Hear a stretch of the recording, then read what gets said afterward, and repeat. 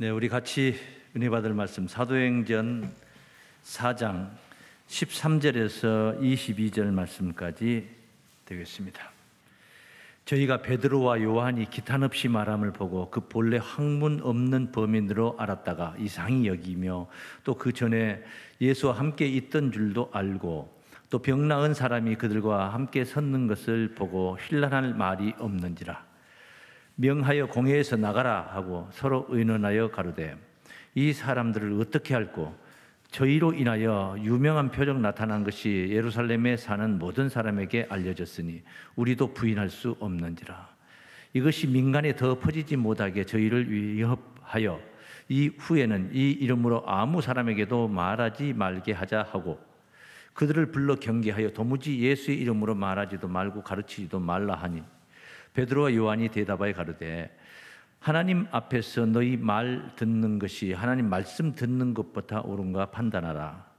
우리는 보고 들은 것을 말하지 아니할 수 없다 하니 관원들이 백성을 인하여 저희를 어떻게 벌할 도리를 찾지 못하고 다시 위협하여 놓아 주었으니 이는 모든 사람이 그 된 일을 보고 하나님께 영광을 돌림이러라.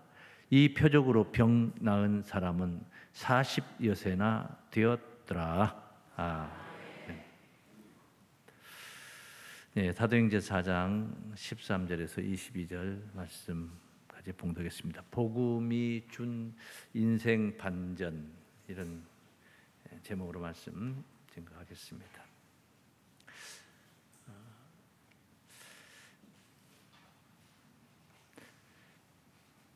인생이라는 것이 뭡니까? 인생, 우선 가장 간단하게 설명하면 살아있는 사람, 그 인생입니다. 지금 우리가 인생입니다. 인생.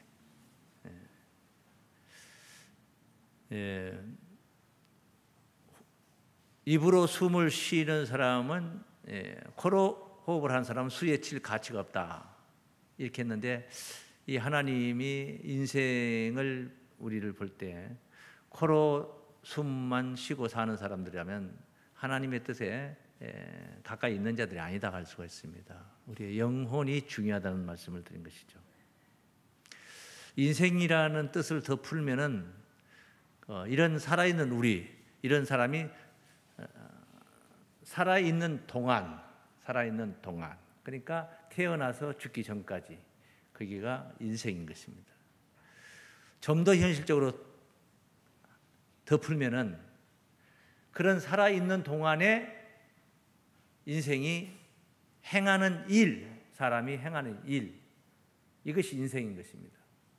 그래서 인생이 고달픈 인생, 이렇게 표현하면 그 살아있는 동안의 어떤 기간을 말한 게 아니고 행하는 일들이 고달프다 이거예요. 뭐 인생의 황금기를 맞았다, 이것은 그 일을 말한 게 아니고 어느 그 시대 속에 두 번째 제가 정의했던 시대 속에 언제부터 언제까지를 가리켜서 그 기간을 가리켜서 황금기, 이렇게 표현하는 것입니다. 이런 인생이 반전되다 한다면, 반전, 반대할 때 쓰는 그 반, 뒤바뀐다 할 때 반, 전자는 구른다, 그러니까 형세가 뒤바뀌는 거예요.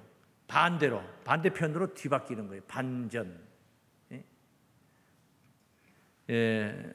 가난뱅이가 될 처지에 있었는데 그 일로 인해서 도리어 거부가 되었다. 완전 반전되는 것입니다. 그렇게 인생 반전, 뭘로 이룬 반전이냐? 오늘 제목은 복음이 준 인생 반전. 이런 제목을 정하면서 사실은 제일 먼저 제 자신을 떠올렸습니다만, 기회가 주어지면은 뭐 간증을 하면 좋겠다는 생각을 했습니다. 자, 오늘은 우리에게 복음을 주셔서 우리의 인생을 반전케 하시는 하나님의 은혜를 우리가 함께 깨닫고 누리고자 하는 마음으로 복음이 준 인생 반전, 이렇게 제목을 정했습니다. 자, 본문과는 좀 떨어진 얘기입니다만은 구약 시대 이스라엘 백성들이 애굽에서 400년 동안 종살이를 합니다. 430년 만에 이제 애굽에서 해방을 받아 모세를 따라 나왔던 것이죠. 나오는데 벌써 나오는 그 첫 번째 홍해 바다를 만났을 때,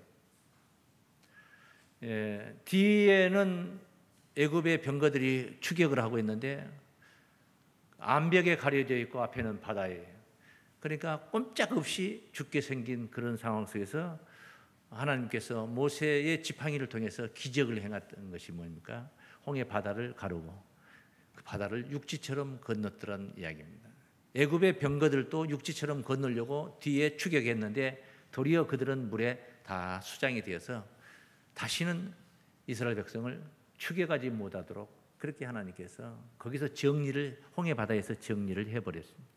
그리고 난 이후에 뭐 쓴물이 단물되게 고치는 사건을 비롯한 여러 가지 기사 이적, 하늘에서 40년 동안 만나를 내림으로 말미암아 저들이 만나를 먹었고, 대적자들마다 하나님께서 저주하는 자들을 오히려 이스라엘은 축복하고 저주하는 그 나라들은 저주를 받게 했던 것. 모압 왕 발락이 발람 선지자를 불러다가 이스라엘을 저주하려고 할 때 도리어 이스라엘을 축복하게 만들고 모압 나라는 저주를 당하는 그런 모습들. 그러면서 40년을 걸어 이제 가나안 문 앞에까지 오는데 거기서 딱 이 가로막는 장벽이 있었습니다. 아모리 족속이었습니다. 아모리 족속들. 그래 아모리 족속들이 길로도 가지 못하게 하고 범치 못하게 하니까 모세가 거기서 전쟁을 행해서 아모리 족속 두 왕을 거기서 처단을 하고 아모리 족속 전체를 다 전멸을 시켜버립니다. 전멸을 시켜버렸어요. 그러니까 요단강 건너가기 직전에 아모리 족속 그 나라를 장악을 하게 됩니다. 그래서 그 자리에다가 루벤 지파, 갓 지파, 므낫세 반 지파를 거기다가 가나안에 안 들어가고 거기에다가 이제 머물게 했던 것이죠. 그래서 거기에 머물게 됩니다. 요단 건너편이 가나안 땅인데 거기에 머물게 했던 사건. 자, 이런 일이 40년 동안 있었는데 주변 나라에서 자신들이 다 부딪혔던 일들이고 이스라엘을 대항했다가 망가졌던 일들이고, 그러니 얼마나 그 일을 소문을 들어서 잘 알겠습니까? 바삭하게 하나님의 권능을 다 보고 있었던 거죠. 이때 모세는 사명을 마치고 느보산에 올라가고 여호수아가 모세의 사명을 이어받아서 요단강을 건너갑니다. 여호수아가 두 정탐꾼을 여리고성에 보냈죠. 여리고성은 가나안의 관문이라고도 할 수 있는 성이고 힘으로는 무너뜨릴 수 없는 성벽이 튼튼했던 그런 여리고성이었습니다.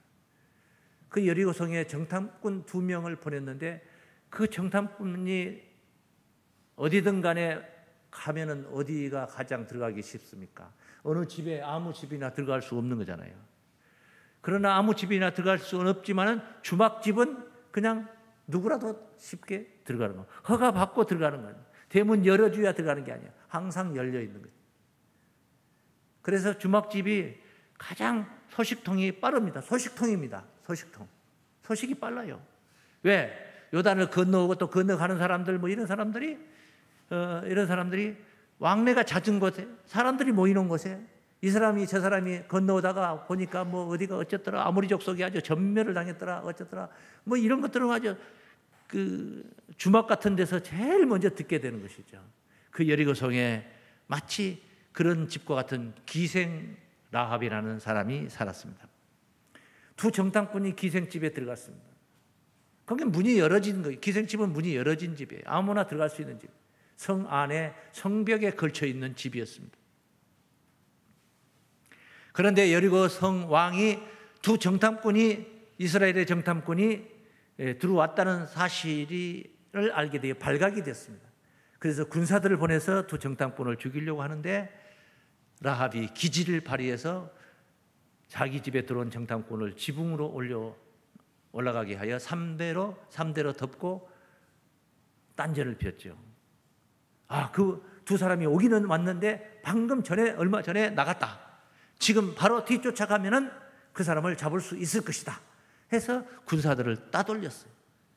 그리고 나서 기생 라합이 이제 옥상으로 지붕으로 올라가서 두 정탐꾼을 만납니다. 만나서 하는 말을 우리가 성경으로 한번 찾아가 보겠습니다. 여호수아 2장 8절 말씀부터 보죠. 2장 8절. 두 사람이 눕기 전에 정탐꾼 2명 지붕 위에 숨어 있습니다. 라합이 지붕에 올라가서 그들에게 이르러 말하되 여호와께서 이 땅을 너희에게 주신 줄 내가 아노라.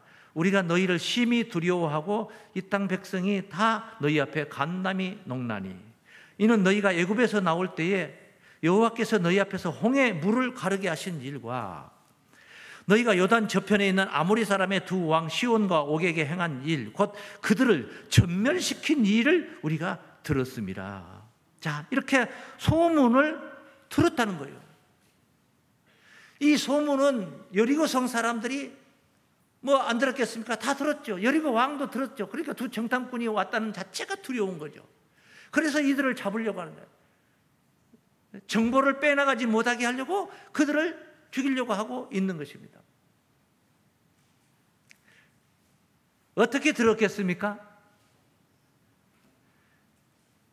이 라합은 앞서 말씀드린 대로 기생집이라고 그랬죠. 아무나 들어오는 집이죠. 나그네들이 자주 왕래하는 집입니다. 수없이 왕래하는 집. 그들에게 들은 것입니다. 들었는데 쾌재를 부르는 소리를 들은 게 아니라 두렵고 떨리는 간담이 서늘해지는 소리를 들은 거예요.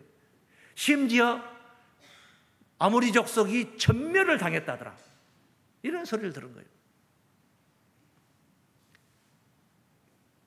그러니까 복음이라는 것은 두 정탐꾼이 와가지고 여리고성을 돌아다니면서 마치 니느웨 성의 요나가 사흘길로 하루길로 그냥 돌면서 회개하라 40일 후에 이 성이 멸망한다 그렇게 전한 게 아니에요.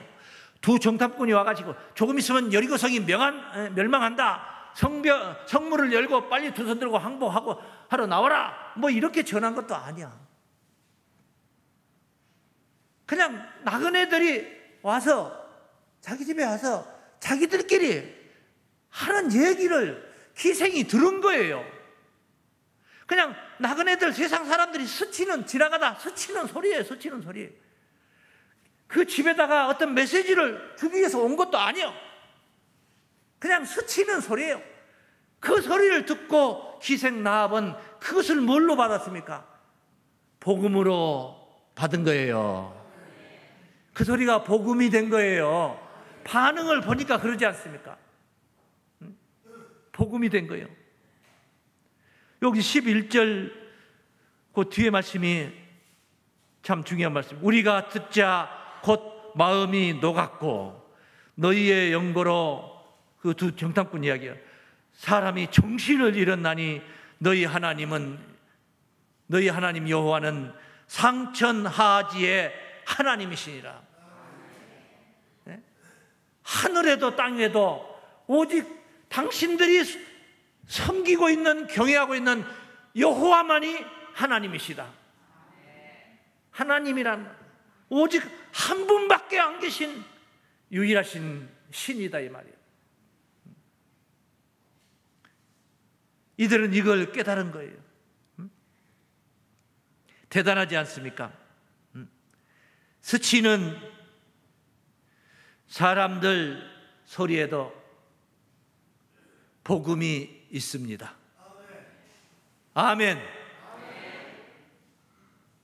복음이 되는 삶을 우리에게 가르치고 있는 말씀이에요. 그래서 한번 따라 하시겠습니다. 스치는 사람들 소리에도 복음이 있습니다. 다 함께 시작. 스치는 사람들 소리에도 복음이 있습니다. 하나님을 믿어라 한 적이 없어요. 누가 와서 그런 메시지를 전한 적이 없어요. 모세를 따르라, 여호수아를 따르라, 누가 그런 메시지를 전한 자가 없어요. 보냄받은 사자가 없었어요. 그냥 두려워서 떨리는 소리를 와서 전한 거예요. 되어진 사실을 가서 전하면서 걱정하고 근심하고 간담이 서늘해지는 그런 상태에 있었는데 라합은 그것을 복음으로 받은 거예요. 소리 없이 복음은 라합에게 임했던 것인 줄로 믿습니다. 어느 누가 성경에 의거하여 논리 정연하게 유창한 설교를 한 것도 아니잖아요. 그런데 라합은 상천하지 여호와만이 오직 하나님이시다, 이 엄청난 비밀을 깨달은 거 아닙니까? 그 시대 하나님은, 오늘 이 시대의 하나님은요, 전 세계 만방에 적극적이고 능동적으로 열정적으로 믿는 사람들이 세계 만방에 다 흩어져 있어요. 그러셨습니까? 근데 그 시대 하나님은 오직 그 한 민족 이스라엘 나라 히브리인들, 그 조그만 민족 그 사람들을 통해서 역사하고 계시던 시대였어요. 그건 누가 쉽게 알 수 있는 게 아니, 하나님을 아는 게 아니에요. 다 각기 나름대로 자기들이 숭상하는 신들이 있어요. 섬기는 신들이 있어요. 그런데 라합이 여호와만이 유일하신 하나님이라는 사실을 깨달았다는 사실. 꼭 들려야, 소리가 들려야, 꼭 성경을 증거해야만이 복음이 되는 것은 아니에요. 오늘 꼭 목사가 서서 유창한 설교를 해야만이 복음이 되는 것은 아니다. 유명한 말씀, 시편 19장 말씀 있습니다. 1절부터 증거된 말씀.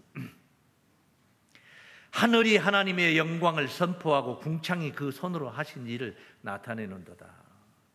이렇게 두루뭉실 증거되어 있지만은 하늘 궁창 손으로 하는 일을 나타낸다. 그것은 사실 이게 하늘의 비밀을 깨닫고 우리가 하늘에 거하는 자가 되어서 하늘의 구성원이 되어가지고 우리가 의로운 행동을 가지고 나아가서 사람들에게 빛이 되고 소금이 되고 하나님의 영광이 드러나게 된다면 이 이야기가 성립이 딱 된 거예요.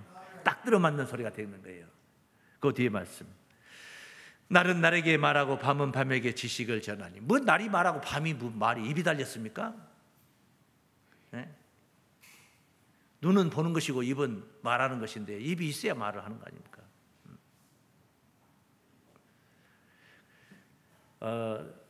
동네에서 그 옛날 얘기 중에 있는 말이에요. 동네에서 아주 그 잘난 척하고 자기가 제일 똑똑하고 뭐 자기는 모르는 것이 없다고 하고 어디든 끼어들어가지고 나서서 철싹거리고 하는 그런 사람이 있었는데 하루는 이제 그 동네 복판에서 사람들 모여 있는데 와가지고 또 아는 척하고 또 그러니까 거기에 지혜로운 젊은 아이가 하나가 있었어요. 그렇게 당신 그렇게 많이 알고 뭐든지 다 알면은 제가 하나 물어볼 테니까 그 대답하십시오. 대답한다. 뭐든지 한번 물어보라. 물어보면 내가 나는 모르는 게 없다. 다 대답할 테니까. 그 물으면 20냥을 주셔야 됩니다. 걔한테 20냥을 달라고. 20냥을 달라고. 답을 못 맞히면 맞춘다는 거야. 뭐든지 얘기해봐라. 얼마나 잘난 척합니까? 그래서 질문을 했습니다. 세상에는 모든 사물을 다 눈으로 보는데 입으로도 볼 수 있는 게 한 가지가 딱 있습니다. 그것이 뭡니까? 그걸 알아봐 주시죠. 다 세상을 눈으로 보는데 입으로 보는 게 하나가 있다. 한 가지가 있다. 뭐냐?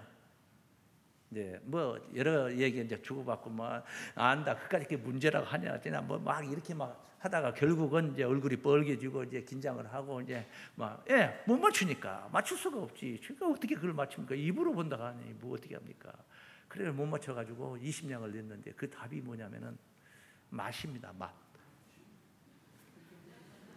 맛은 뭘로 봐요? 입으로 보는 거예요. 입으로 보는 거예요. 그 뒤 얘기가 있는데 더 재밌는데 사실은 그 뭐 그런 얘기 할 시간이 아니니까. 그 뒤에 날은 날에게 말하고 밤은 밤에게 지식을 전하니 이것은 날이 가고 세월이 흐른다는 것입니다. 그러면서 언어가 없고 들리는 소리도 없으나, 언어가 없어 누가 말하는 사람도 없어요. 그래서 들리는 소리도, 말을 안 하니까 들리는 소리도 없네요. 없으나 그 소리가 온 땅에 통하고, 그런데도 그 소리가 온 땅에 통한다는 거예요. 세계 끝에까지 전달해요. 그 말씀이 세계 끝까지 이루도다. 하나님이 해를 위하여 하늘에 장막을 베푸셨도다. 여러분, 이건 그냥 문자적으로 생각하면 말이 안 되는 말이에요. 언어가 없고 들리는 소리도 없는데 이 소리가 세계 끝까지 간다고. 이게 말이 되느냐. 말이, 이런 걸 퀴즈를 내면 못 맞히는 거죠. 그런데 오늘 우리는 깨달아야 되는 것이죠, 그런 것을. 왜? 성경 진리니까. 참이에요. 이 말이 맞습니다. 아멘. 우리 한번 연습 삼아서 아멘. 언어가 없고 들리는 소리도 없으나 그 말씀이 세계 끝까지 이루도다. 아멘. 아멘이 실현되는 우리의 신앙이 되어야 될 줄로 믿습니다. 앞서 말씀드린 대로 하나님의 사자가 나타나서 하나님을 믿어라, 모세를 따라가야 된다, 여호수아 앞에 항복해야 된다. 누가 한 사람 없는데 나합은 하나님을 만나고 있잖아요. 복음을 만났잖아요. 그냥 스치는 소리에서 들었지 않습니까? 스치는 소리에만 있는 것이 아니다. 그래서 이 나합이 구원을 받는 이야기는 여호수아 6장 22절. 여호수아가 그 땅을 다만 두 사람에게 이르되, 이제 여리고성을 정복을 했을 때 이야기예요. 지금 여리고성이 정복되었어요. 그 기생의 집에 들어가서 너희가 그 여인에게 맹세한 대로 그와 그에게 속한 모든 것을 이끌어내라 하며. 그러니까 아까 읽어보지 않고 왔는데 2장 12절에 보면은, 그 2장 12절을 볼까요? 그러므로, 기생이 말합니다. 그러므로 청하노니 내가 너희를 선대하였은즉 너희도 내 아버지의 집을 선대하여 나의 부모와 남녀 형제와 무릇 그들에게 있는 모든 자를 살려주어 우리 생명을 죽는 데서 건져내기로 이제 여호와로 맹세하고 내게 진실한 표를 내라. 기생 나합이 두 정당꾼에게 우리를 살려준다, 내 가정을, 내 가족을, 내 부모 형제를 다 가족을 살려주겠다고 약조를 해라. 그러니까 이미 여호수아 군대가 이 성을 정복할 것을 다 예견하고 있는 거예요. 예견하고 있는 거예요. 기생 나합이 거기까지 발전을 하고 본 겁니다.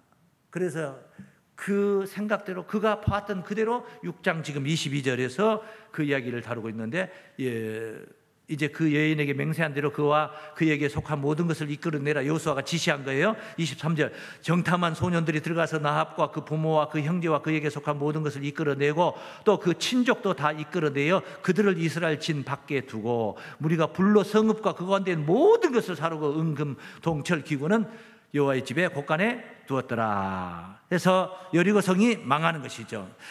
여호수아가 기생 나합과 그 아비의 가족과 그에게 속한 모든 것을 살렸으므로 그가 오늘날까지 이스라엘 중에 거하였으니 이는 여호수아가 여리고를 탐지하려고 보낸 사자를 숨겼음이니라.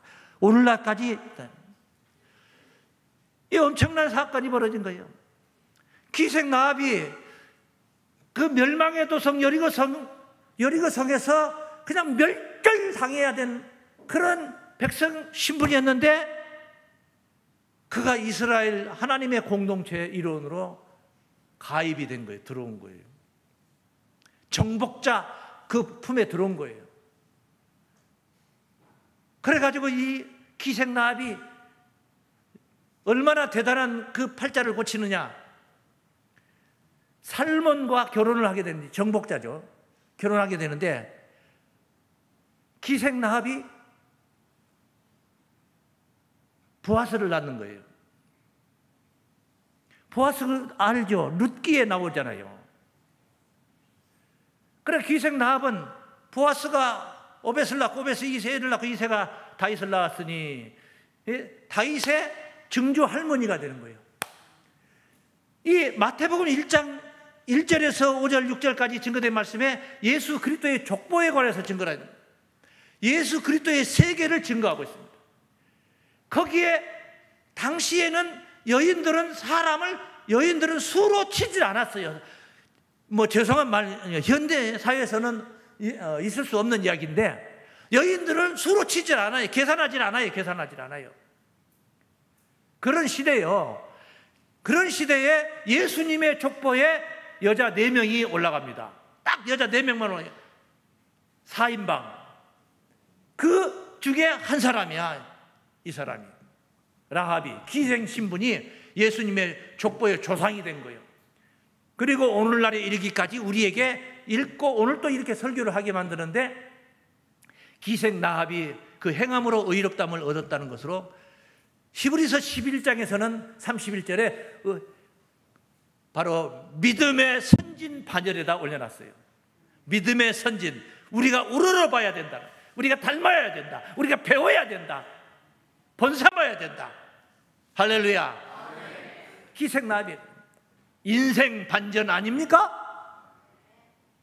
기생 신분으로 거기에서 제일 먼저 죽었어야 할 그 기생이 라합이 바로 예수님의 족보에 들어오는 이스라엘 가문의 가장 중추적인 그 역사 속의 인물로 오늘날에 이르기까지 그 인물이 이름이 족보에 올라가 있다는 것은 대단한 게 아니겠느냐 이 말이에요.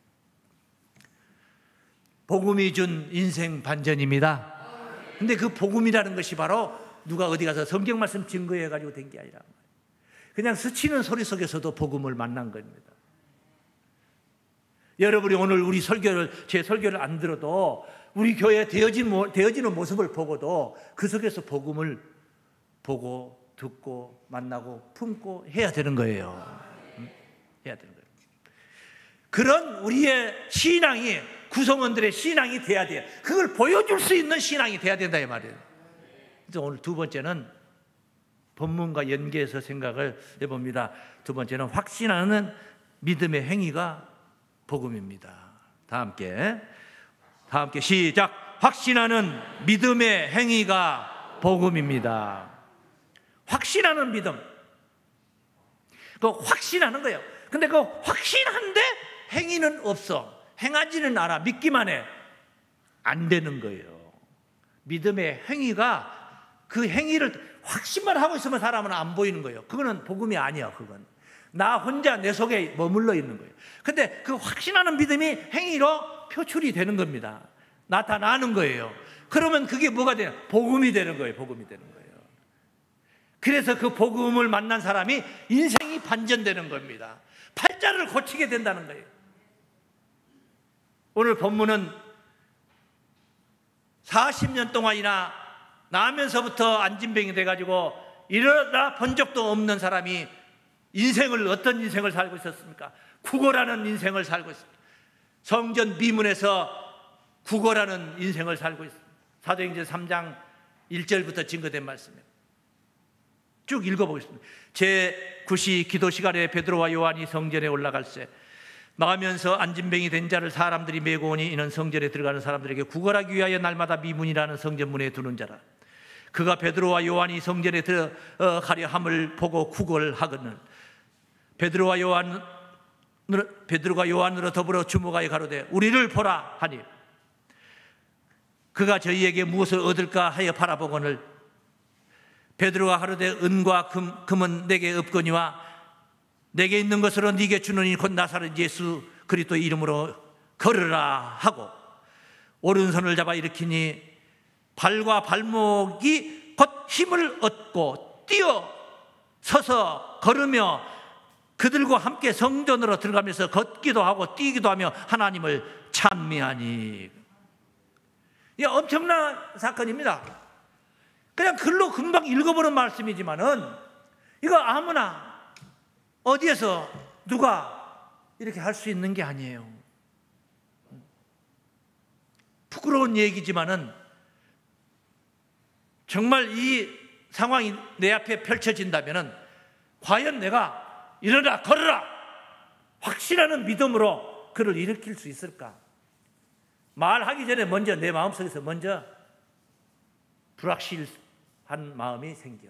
그만큼 확실한 믿음이 아니라는 것입니다. 하나님 그리스도의 능력을 확신하는 믿음을 베드로는 가졌더라는 거예요. 하나님을 찬미하자. 성전에 들어갔어. 성전 안에서 그런 엄청난 영역 운동이 벌어져도 성전 밖에서 미문에서 동전 한 푼 두 푼에 인생을 걸고 사는 이 안진뱅이가 40년이 됐어요. 40살이 됐어요. 이런 사람이 세상에 걸어서 당당하게 뛰어 들어가며 사도들의 손을 잡고 들어가서 하나님을 찬미합니다. 엄청난 역사 아닙니까?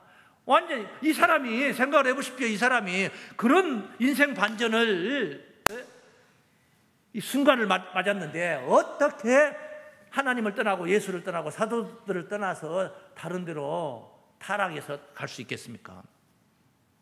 여러분이 이 일을 경험을 하고 체험을 한다면, 내가 인생을 40년 동안 안진뱅이로 살다가 지금 회복을 해서 이렇게 몸이 완전 회복이 돼서 건강한 몸을 찾았다고 생각을 해보십시오. 어떻게 우리가 교회를 떠날 수 있겠습니까? 그런다면 내가 떠날 수 있겠습니까? 이 사람의 생애는 그냥 안 봐도 보이지 않습니까? 안 봐도 보여요. 네? 보여요. 이야기를 하는 겁니다. 베드로는 오늘 특별히 마음 먹고 큰맘 먹고 성전 미문에 있는 그 안진뱅이 한번 고치러 가자. 요한아 가자. 이렇게 해서 간 게 아니야. 제9시 기도 시간에, 이 사람은 늘 기도 시간에 가서 항상 3시, 9시, 6시, 9시 하루에 3번 기도 시간마다 간 거예요. 습관입니다. 일상입니다. 일상. 네? 가다가 이 사람을 만난 거예요. 안진뱅이를 만난 거예요. 일상이에요, 그냥. 그러니까 참 대단해요. 어떻게 일어나, 걸어라 할 수 있냐 이 말이요. 이 적은 믿음으로 생각하면은 이건 뭐 태산도 그런 태산이 없어요. 그런 태산이 없어요. 어떻게 그러다가 안 일어나면 어떡하려고 그러냐. 자기만 망신당합니까? 나사렛 예수 이름 망신당하고 하나님 망신당하고 가보시기 망신 아닙니까 다. 네? 그런데 그 뒤에 말씀이 참 더 대단합니다. 11절 말씀이에요. 11절. 나은 사람이 베드로와 요한을 붙잡으니 모든 백성이 크게 놀라며 달려나아가 솔로몬의 행각이라 칭하는 행각에 모이거늘. 사람들이 막 몰려왔어요. 아니 그 성전 미문에 있던 안진뱅이가 일어났다는 거예요. 일어나서 걷고 있다는 거예요. 하나님을 찬미하고 있다는 거예요. 베드로가 이것을 보고 백성에게 말하되 이스라엘 사람들아, 이 일을 왜 기이 여기느냐? 왜 기이 여기느냐? 우리 개인의 권능과 경건으로 이 사람을 걷게 한 것처럼 왜 우리를 주목하느냐? 왜 날 보고 있느냐? 왜 우리를 보냐? 이건 내가 한 게 아니다. 이건 그리스도께서, 예수께서 하신 것이다. 이건 그리스도의 복음이다 이 말이에요. 믿습니까? 이게 복음 아닙니까? 복음 아닙니까? 설교한 거 아니지 않습니까?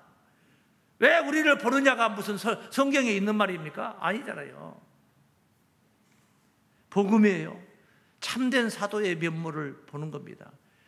영광을 가로채지 않고 그리스도께 돌리고 예수님께 돌리고 예수님의 능력이라는 것을, 주님의 영광을 나타내는 행위, 바로 이것이 복음인 줄로 믿습니다. 우리가 바로 이런 복음을 받은 거예요. 알게 모르게 별거 아닌 걸로 생각할지 모르지만 제가 오죽했으면 오늘 이 시간에 제 간증을 하고 싶었어요. 시간이 많이 걸리니까 제가 못하는 거예요. 제 인생을 돌이켜봤어요. 내가 이 복음을 안 만났더라면 지금 어떤 삶을 살고 있을 것인가. 그리고 복음을 만난 이후에 내 삶이 어떤가 지금. 여러분, 한 사람 1인 1명 전도하자. 1인 1명 데리고 와서 한번 예배 한번 드려보자. 1인 1명. 그 대단해서 어떤 분들은 아예 처음부터 포기하려고 하는 사람들은 있을지 모르겠어요. 혹시 있을지 모르겠어요. 아예 처음부터 포기하고 생각도 안 해버리고. 그런데 제 인생을 한번 보십시오. 대전에서, 부산에서, 서울에서, 광주에서 돌아다니면서 대도시를 돌아다니면서 목회를 하고 있고 오늘의 현실까지 저를 통해서 가르침받고 전도된 사람들이 또 그 사람들이 또 살면서 인생을 살면서 얼마나 많은 사람들을 씨를 뻗뜨리고 또 씨를 뻗뜨리고 씨를 뻗뜨리고. 민들레시아처럼 성령의 바람에 날려서 어딘 가서 또 전파하고 또 전파하고 그러지 않겠습니까? 그런 삶이지 않습니까? 복음이 준 거 아니겠습니까? 복음을 만난 이후로 저는 팔자 고친 거 아닙니까? 팔자 고친 거 아닙니까? 전 정말 돈에 욕심이 엄청 많았던 사람이야. 그래서 돈 버는 것에 관한 내가 다른 사람한테 절대 지지 않는다. 같은 레벨에 선다면 절대 지지 않는다. 뭐 욕심이야. 잉태하면 죄라고 하지만은 교회 목회하면서도 뭐 욕심이 잉태한 거 한복을 하면서 달려가는 것을 부인할 수 없습니다. 뭐 잘한 짓이라고 할 수는 없지만은 어쨌든 간에 부흥시키고자 하는 간절하고 애절한 마음은 항상 그 속에서 살아서 역사를 했습니다. 복음을 받은 우리 복음되는 삶을 살자. 이렇게 마지막으로 정했습니다. 다 함께 시작. 복음을 받은 우리 복음되는 삶을 살자. 이 사건이 오늘 본문에 뭐라고 그랬어요? 유명한 표적이라고 그랬어요. 안진뱅이가 일어난 사건은 예루살렘 성내에 어마어마한 사건이 되어버린 거예요. 동네방네 예루살렘 성 사람들이 다 소문을 다 들어버렸어요. 다 알아버렸어요. 왜냐하면 거기 믿는 자들은 성전 미문을 항상 통과를 했었는데 그 갈 때마다 그 동전 구걸했던 사람이 있었는데 말입니다. 그 사람이 40년에 하루 이틀 본 것도 작년에 재작년에 그전에 계속 있었던 사람인데 그 사람이 멀쩡하게 걸어서 사도들의 손을 잡고 하나님을 찬송하고 다닌다는 겁니다. 그래 한번 본문을 가보겠습니다. 13절이죠. 저희가 베드로와 요한이 기탄없이 말함을 보고, 그러니까 3장 1절에서 시작됐던 이 안진뱅이 사건이 4장 13절에까지 계속 진행이 되는 거예요. 계속 이야기가 돼요. 그 일로 인하여서 베드로가 1장에 설교를 계속하게 돼요. 너희가 왜 우리를 주목하느냐? 아까 12절에 그런 말씀입니다. 왜 우리를 주목하느냐? 네? 내가 한 것이 아니다.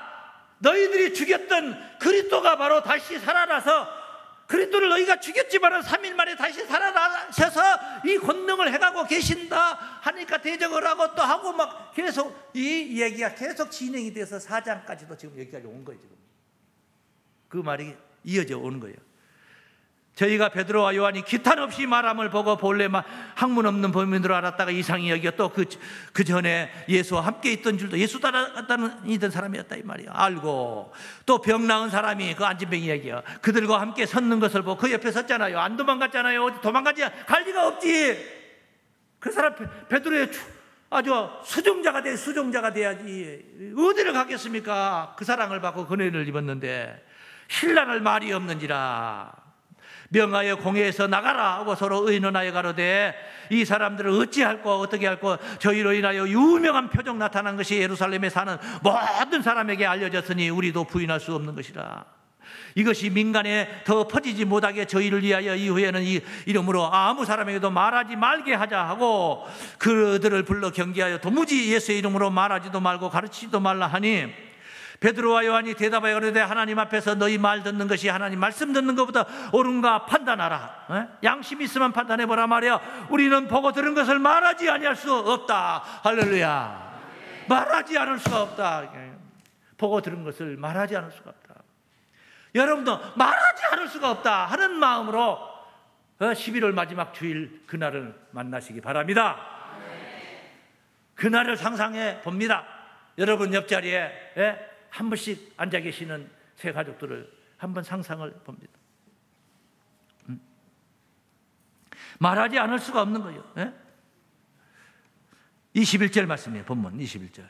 관원들이 백성을 인하여 저희를 어떻게 벌할 도리를 찾지 못하고 다시 이어와여 놓아 주었으니, 뭐 놓아 줄 수밖에 없어. 이런 모든 사람이 그 된 일을 보고 하나님께 영광을 돌림이르라. 그래서 하나님께서 다 쌍수합장하고 하나님 할렐루야 하나님 만세 만세 하고 있는데 어떻게 베드로 요한을 칠 수 있습니까? 방법이 없어요. 방법이 없어요. 이 표적으로 병 나은 사람은 40여 세나 되었더라. 40살이나 되었더라 이 말이에요. 40살이나. 베드로가 준 복음을 만나 이 안진뱅이는 인생 반전을 이룬 줄로 믿습니다. 많은 사람이 그 된 일을 보고 하나님께 영광을 돌리게 된 줄로 믿습니다. 우리의 신앙이 이와 같기를 원합니다. 우리의 신앙이 하나님께 영광을 돌리게 하는 신앙이 되어야 될 줄로 믿습니다.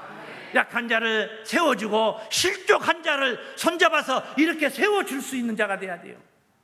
실족하지 않은 자를 넘어지게 하는 자가 되면 안 되는 거예요. 저는 그런 얘기들을 그런 상황을 가끔 한 번씩 보고 만나게 돼요. 본인들은 그런 것을 모르는 줄 알 것입니다만 저는 그것을 다 꿰뚫고 알고 있는, 정말 유력한 자가, 강한 자가 부정적인 말을 해가지고 사람들 심령을 다치게 하고 흔들어 나가지고 믿음 떨어지게 하고, 관리를 해줘야 될 사람이 도리어 다 부정적인 말로 흔들어 버리는, 실족해 하는 사람입니다. 그럼 어떻게 하나님의 영광이 그 속에서 빛날 수 있습니까? 빛나게 되겠습니까? 교회가 부족하고 못한 부분이 있어도 그것을 잘할 수 있도록 격려하고 도와주고, 내가 힘이 되어주고, 내가 가림막이 되어주고 보호처가 되고 해서, 그것이 하나님의 영광이죠. 하나님 교회가 잘 되게 하는 것이. 할렐루야. 복음을 우리는 만났습니다. 만난 복음, 나아가서 우리가 또한 복음이 되어야 될 줄로 믿습니다. 하나님의 영광으로 빛나게 하는 복음을 준 하나님의 사람들로, 그 하나님의 영광의 주역들이 되시기를 주의 이름으로 축원합니다. 고마우신 하나님 아버지, 감사합니다. 하나님 사랑으로 복음을 만났습니다. 정말 죄의 진흙탕 속에 그것이 옳은 줄 알고 죽어갈 수밖에 없는 저희들을 이 엄청난 비밀한 말씀 가운데 인도해 주셔서 소망 가운데 날마다 구원을 누리며 살 수 있게 해 주심을 감사합니다. 스치는 세상 사람들의 소리 속에도 복음이 있다 하니 들리는 소리도 없고, 우리가 그럴지라도 그 속에서 하나님의 복음이 세계 끝까지 이르는다는 사실을 볼 때 우리에게 주어진 사명이 크다는 것을 깨닫습니다. 확신하는 믿음으로 복음이 되는 삶을 살게 해 주옵소서. 이 귀한 복음을 만났으니 복음을 주는